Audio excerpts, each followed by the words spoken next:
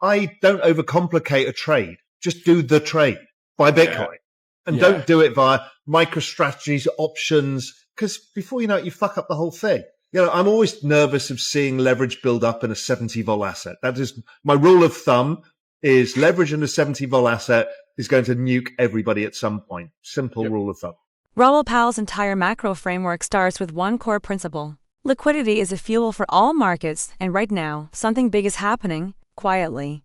Global liquidity is rising again, not just from the Fed, but through multiple global channels. We're seeing a weaker US dollar, foreign central banks expanding their balance sheets, and a coordinated increase in liquidity injections around the world. This isn't front-page news, but it's exactly what's moving markets under the surface, Raoul. Believes this surge in global liquidity is laying the groundwork for major asset moves, and you need to understand it if you want to be positioned correctly. Watch until the end, because we're breaking down why liquidity matters more than ever, how to spot the early signs of market momentum, and what it means for Bitcoin, crypto, and risk assets going forward. This before you go any further, like this video, it helps more than you know. Subscribe and turn on notifications so you don't miss critical macro updates. Drop your thoughts in the comments. We read and respond to as many as we can. And if you want to go deeper, check out our other videos on Bitcoin, digital assets, and market trends. They're packed with insight you won't find on mainstream finance channels. Thanks for tuning in. Now, let's watch more clips from the interview. Normally speaking, this is the period, my framework is about, them rolling the debt and having to provide liquidity to do so. And so what we've got is a lot of forward-looking liquidity coming out of whether it's the weakness of the dollar, whether it's other countries using their balance sheets, a number of different mechanisms. And all of that to me is suggesting that the rest of this year is going to be very strong. And I was kind of thinking the NASDAQ was going to be a V-shaped recovery. And my God, it was a V-shaped recovery. And people are still underweight and short. It's like, it's a hell of a setup. The last Trump cycle in 2017, where the same thing, the market corrected in the beginning because everyone's fearing tariffs and the same narrative. The Fed were raising rates and doing the balance sheet runoff. And the market screamed higher all year because the Chinese were stimulating, the Europeans had to stimulate. So it feels like, even if the Fed don't do anything, I still think the Fed cut, but let's assume they don't. Well, that's not a prerequisite for the market to do anything. As you said, as long as rates aren't jacking higher, everything's fine. I've just come back from the Middle East. All of the sovereign wealth funds are now buying. Right, these are the largest pools of capital in the world.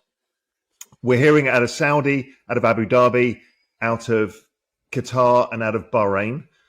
And why that's happening is because the US has become crypto-friendly. It's the green light. So the US will get some regulation through. There'll be a bit of a shit show and debating about it and the usual stuff, but they will get some regulation through, which is the clarity that all of the pension funds need. So they're waiting as well. So there is a lot of buying to come from the really big players who've been waiting. Like Goldman has not been able to fully build out its desk, and JP Morgan haven't. They've had crypto for a while, but only for certain types of customers. But they want to build out suites of product, but they've been waiting for regulatory clarity. So yeah, I think it's a big deal, actually. I really do. There is a set of dominoes that happen in markets. Financial conditions lead everything.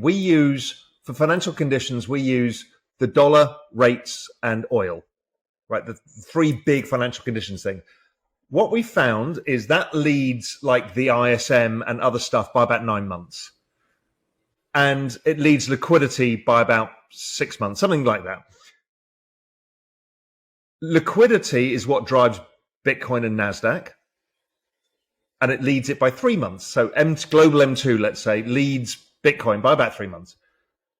I found out, I was like, what's going on with gold? I put it against against financial conditions.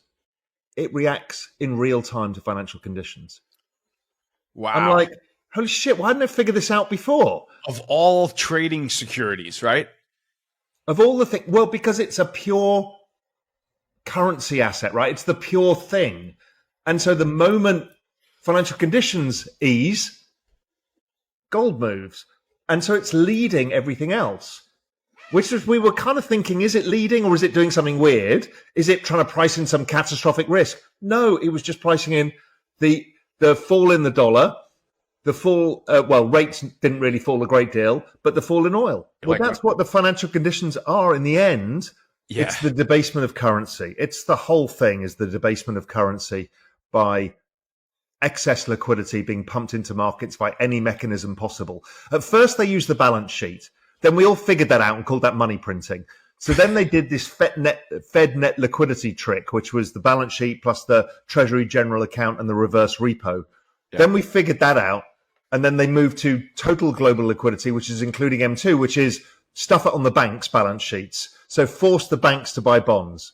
That's the game. The institutions are still either trying to figure out what this thing is. Yeah. Right? I had a conversation with one of the biggest kind of financial asset management firms in the world yesterday, based out of the US.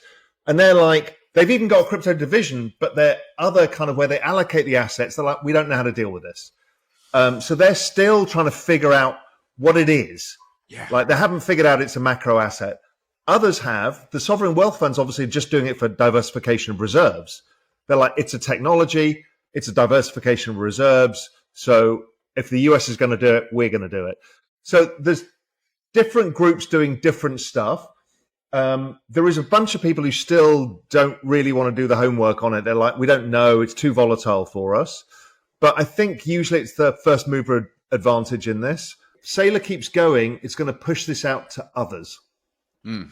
And it's the others who are likely to blow up because, Millennium, they kind of know how to run their risk. Yeah.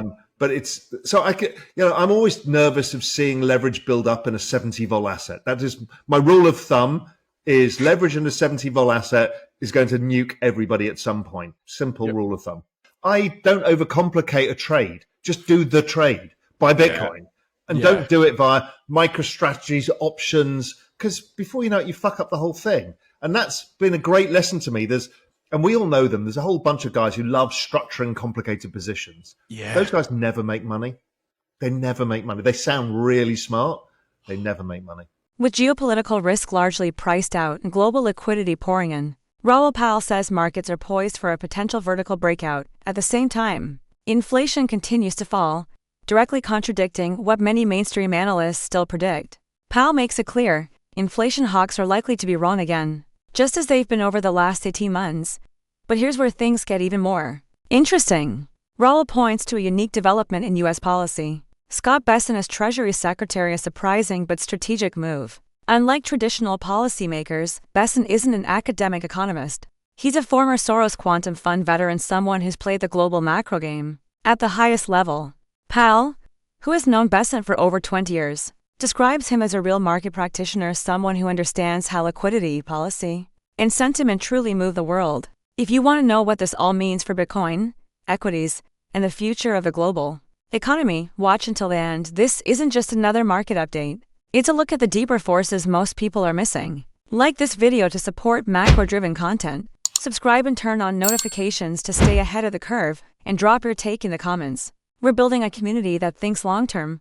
Let's dive in. But I do think that he's going to have to go back and fix the bond market for the reasons being. He's a macro guy. He can see, like us, that the bond market is not functioning the way that it should do. He will have some insights from that, from the Treasury themselves, to figure out, okay, what is it that we need to do? And don't forget, when he came in, he said very clearly, I have three things I need to do. Lower the dollar, lower rates, lower oil. Those are the financial conditions of global GMI financial conditions. He's saying, I'm going to lower financial conditions. Nobody listens. Yep. He's telling you we're going to have a rip-roaring rally. Gold takes off based on exactly what he's saying. The only one he hasn't managed to achieve is rates yet.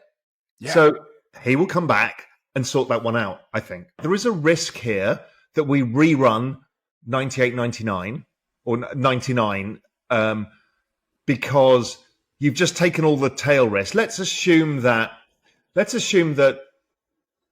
Saudi, the US, and Israel do a deal with Iran. That feels like it's going to happen.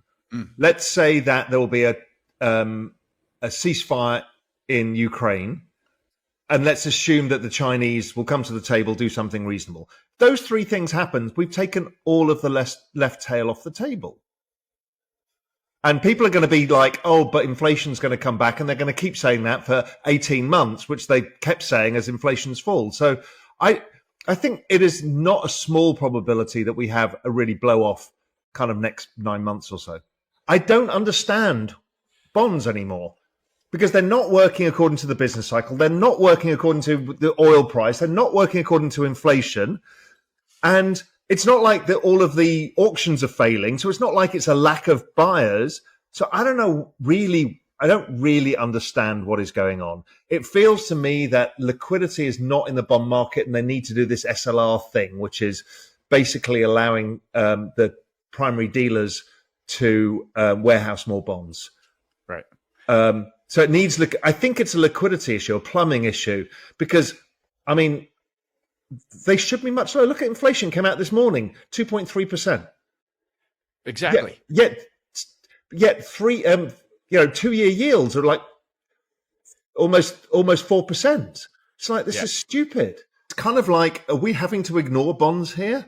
Which is a weird thing for us because we used to always check what bonds were doing to figure out whatever all other assets were doing. And I'm actually just focused using the dollar instead as like our key indicator, because that seems to be a better measure than bonds are right now. But there again, Bessent and a few others came out immediately and said, oh, we've got tools to deal with the bond market. And they're telling you the big left tail risk that everybody fears of rates spiking up to 6% because everybody's dumping bonds is never going to happen.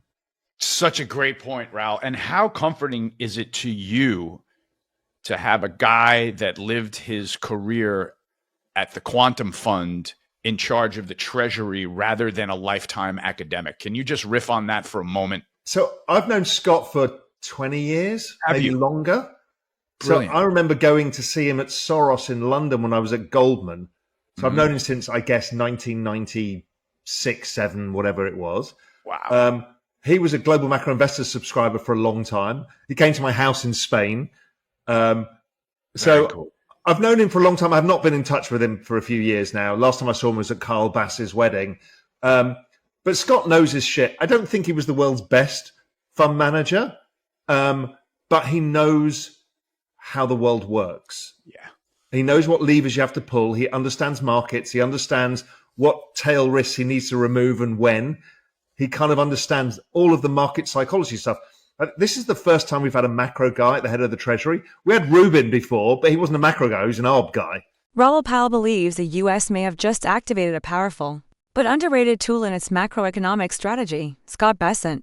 Unlike former Treasury secretaries, who were often theoretical economists or focused on arbitrage trading, Bessent is cut from a different cloth.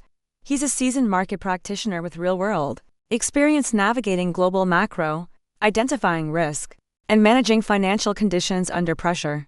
Pal points out that Bessent came into the role with a clear and deliberate mission: lower the dollar, lower oil prices, and lower interest rates. So far, 2 out of 3 objectives have been achieved. The dollar has weakened, oil prices have cooled, and now all eyes are on interest rates. According to Pal, once rates start to meaningfully decline, we could see a broad surge in risk assets from equities to crypto. This isn't just market noise. It's a calculated strategy, and understanding how it unfolds could be critical for investors positioning ahead of the next move. This shift marks more than just a change in personnel. It signals a transformation in how U.S. macroeconomic policy is executed, with someone at the helm who truly understands the levers that drive global markets. Watch until the end, because we're breaking down how these moves connect, what signals to watch for next, and what it all means for investors looking to stay ahead. If you found this video valuable, take a moment to like, subscribe, and turn on notifications. It helps support the channel and ensures you won't miss the next critical update. And if you have thoughts or questions, drop them in the comments. We're building a community that's here for the long-term view. You can also explore our other videos on macro strategy, crypto, and digital assets to get the full picture of where things are heading next. See you on next video.